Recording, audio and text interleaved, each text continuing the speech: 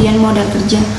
Dana yang dibutuhkan oleh perusahaan biasanya digunakan untuk dua hal, yaitu digunakan untuk keperluan investasi, artinya dana itu digunakan untuk membeli atau membiayai aktiva tetap dan bersifat jangka panjang yang dapat digunakan secara berulang-ulang, seperti pembelian tanah, pembangunan, mesin, kendaraan, dan aktiva tetap lainnya. Dana digunakan untuk membiayai modal kerja, yaitu modal yang digunakan untuk pembiayaan jangka pendek seperti pembelian bahan baku, membayar gaji dan upah, dan biaya operasional lainnya. B. Arti penting dan tujuan manajemen modal kerja. Pentingnya manajemen modal kerja perusahaan, terutama bagi kesehatan, keuangan, dan kinerja perusahaan, adalah bahwa kegiatan seorang manajer keuangan lebih banyak dihabiskan di dalam kegiatan operasional perusahaan dari waktu ke waktu, atau dengan kata lain, sebagian besar waktu dialokasikan untuk mengelola modal kerja. Kemudian, tujuan manajemen modal kerja bagi perusahaan adalah sebagai berikut. Modal kerja digunakan untuk memenuhi kebutuhan likuiditas perusahaan, artinya likuiditas suatu perusahaan sangat tergantung pada manajemen modal kerja. Dengan modal kerja yang cukup, perusahaan memiliki kemampuan untuk memenuhi kewajiban pada waktunya.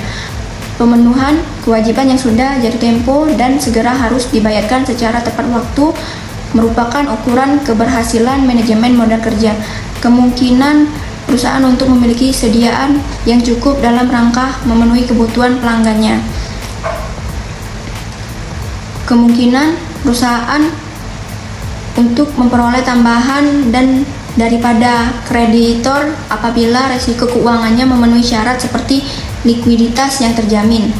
Memungkinkan perusahaan memberikan syarat kredit yang menarik minat pelanggan dengan kemampuan. Faktor yang mempengaruhi modal kerja. Dalam praktiknya terdapat faktor yang dapat mempengaruhi modal kerja, antara lain tergantung dari 1. Jenis perusahaan, 2. Syarat kredit, 3. Waktu produksi, 4. Tingkat perputaran sediaan. Secara umum, kenaikan dan penurunan modal kerja disebabkan 3 faktor, yaitu 1. Adanya kenaikan modal, artinya adanya tambahan modal dari pemilik atau perolehan laba dalam periode tertentu yang dimasukkan ke aktiva lancar. 2. Adanya pengurangan aktiva tetap, artinya adanya penjualan aktiva tetap, terutama yang tidak produktif, di mana O-nya dimasukkan ke aktiva lancar atau digunakan untuk membayar utang jangka pendek. 3. Adanya penambahan utang, artinya perusahaan menambah utang baru. Sumber dana untuk modal kerja dapat diperoleh dari penurunan jumlah aktiva dan kenaikan pasif, yaitu hasil operasi perusahaan, keuntungan penjualan surat berharga, penjualan saham, penjualan aktiva tetap, penjualan obligasi, memperoleh pinjaman, dana hibah, dana sumber lain. Penggunaan dana untuk modal kerja dapat diperoleh dari kenaikan aktiva dan menurunnya pasif. Secara umum dikatakan bahwa penggunaan modal kerja biasa dilakukan perusahaan untuk tujuan 1. Pengeluaran untuk gaji, upah, dan biaya operasi perusahaan lainnya. 2. Pengeluaran untuk membeli bahan baku atau barang dagangan. 3. Untuk menutupi kerugian akibat penjualan surat berharga. 4. Untuk pembentukan dana.